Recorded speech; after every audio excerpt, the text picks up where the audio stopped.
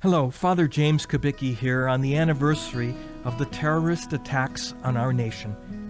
I remember at the time how people flocked to churches and prayed, and yet I wonder today if life hasn't somehow just returned to pretty much the way things were before those attacks. Oh, sure, there are inconveniences in airports for those of us who fly these days, but have we in general become complacent in our relationship with God?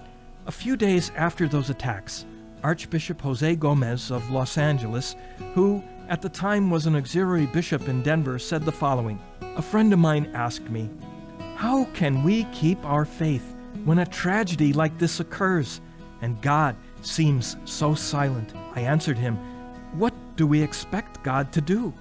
Be available when we need Him and then go away when we don't?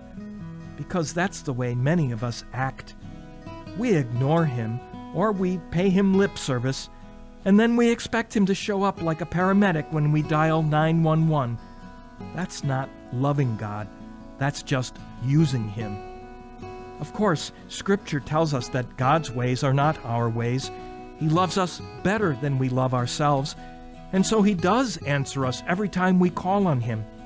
In fact, God never leaves us. He's never silent. He's never absent. But if we fill our lives with noise, we can't hear Him speak. If we crowd our hearts with confusion and distractions, we forget how to listen. How do we keep our faith in the face of tragedy? I think that's the wrong question. Faith untested is faith that's not real. Tragedy and suffering are where we find our faith. Suffering is what God uses to wake us up to our purpose in the world.